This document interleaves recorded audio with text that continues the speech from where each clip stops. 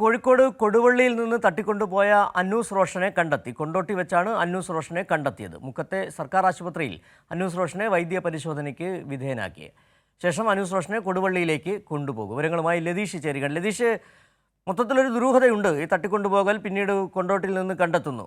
Quotation സംഘത്തിലെ രണ്ടുപേർ വിവരം നൽകിയതിൻ്റെ അടിസ്ഥാനത്തിൽ രണ്ടുപേരെ പിടികൂടി എന്നുകൂടി വിവരങ്ങൾ വരുന്നു. എന്താണ് പോലീസ് നൽകുന്ന വിവരങ്ങൾ?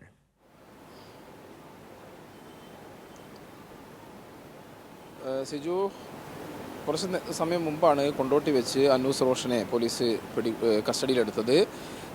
ഇപ്പോൾ ലഭിക്കുന്ന വിവരം അനുസരിച്ച് മൈസൂരിൽ നിന്ന് തട്ടിക്കൊണ്ടുപോയ സംഘം ഒരു ടാക്സിയിൽ കോഴിക്കോട്ടേക്ക് അല്ലെങ്കിൽ മലപ്പുറത്തേക്ക് അയക്കുകയായിരുന്നു എന്നാണ് പറയുന്നത്. എന്തായാലും ടാക്സി ഡ്രൈവറെയും താമരശ്ശേരി ഡിവൈഎസ്പിയുടെ നേതൃത്വത്തിലുള്ള സംഘം കസ്റ്റഡിയിലെടുത്തതാണ് വിവരം.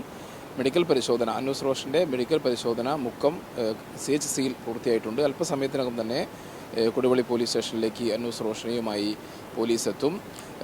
അന്നൂസിൻ്റെ സഹോദരൻ അജ്മലുമായുള്ള സാമ്പത്തിക ഇടപാടാണ് ഈ തട്ടിക്കൊണ്ടുപോകലിൽ കലാശിച്ചതെന്നാണ് പോലീസ് നൽകുന്ന വിവരം. എന്തായാലും പ്രതികളെ സംബന്ധിച്ച് കൃത്യമായ വിവരം പോലീസിന് ലഭിച്ചിരുന്നു. അവരുടെ ലുക്കൌട്ട് നോട്ടീസും പോലീസ് പുറപ്പെടുവിച്ചു. സഹായം നൽകിയ 3 പേരെ പോലീസ് അറസ്റ്റ് ചെയ്ത് റിമാൻഡിലാക്കുകയും ചെയ്തിട്ടുണ്ട്. ഇത്തരത്തിൽ ലുക്കൌട്ട് നോട്ടീസ് കൂടി പുറപ്പെടുവിച്ച പശ്ചാത്തലത്തിലാണ് പ്രതികൾ അന്നൂസിനെ മറ്റൊരു വാഹനത്തിൽ കേരളത്തിലേക്ക് തിരിച്ചയച്ചതെന്നാണ് നമുക്ക് മനസ്സിലാക്കാൻ കഴിയുന്നത്. കൂടുതൽ വിവരങ്ങൾ പോലീസ് എത്തിയാൽ മാത്രമായിരിക്കും വിവരം ലഭ്യമാവുക. എന്തായാലും അന്നൂസിൻ്റെ പിതാവുമായി പോലീസും അതേപോലെ തന്നെ അന്നൂസും സംസാരിച്ചു. ആരോഗ്യ പ്രശ്നങ്ങളൊന്നും ഇല്ല എന്നുള്ള രീതിയിലാണ് അന്നൂസിൻ്റെ പിതാവ് വ്യക്തമാക്കിയത്. സഹോദരൻ അജ്മലുമായിട്ടുള്ള സാമ്പത്തിക തർക്കമാണെന്നുള്ള കാര്യത്തിൽ പോലീസ് വ്യക്തത വരുത്തിയിട്ടുണ്ടോ? ഈ അജ്മൽ എവിടെയാണ് ഇപ്പോൾ ഉള്ള നിലവിൽ?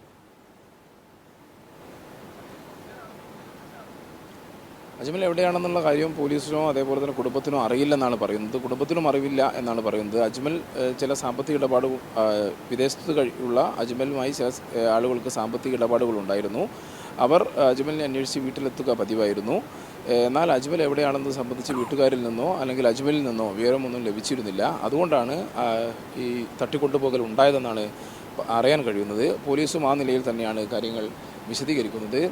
പിതാവിനെ തട്ടിക്കൊണ്ടുപോകാനായിരുന്നു ഇവർ എത്തിയതെന്നാണ് അറിയാൻ കഴിയുന്നത്. എന്നാൽ പിതാവുമായുള്ള മൽപ്പിടുത്തത്തിനിടെ സഹോദരനായ അന്നൂസ് വീട്ടിലുണ്ടായിരുന്നു. അന്നൂസ് പുറത്തെത്തി പിതാവിനെ രക്ഷപ്പെടുത്താൻ ശ്രമിക്കുന്നതിനിടെ അന്നൂസിനെയും കൊണ്ട് കാറിലെത്തിയ കൊട്ടേഷൻ സംഘം കടന്നു കളയുകയായിരുന്നു. എന്തായാലും സാമ്പത്തിക ഇടപാടാണ്. ശരി, ലതീഷാണ് കോഴിക്കോട് വിവരങ്ങൾ നൽകിയത്. കൊടുവള്ളിയിൽ നിന്ന് കാണാതായ യുവാവിനെ കൊണ്ടോട്ടിയിൽ വെച്ച് കണ്ടെത്തി.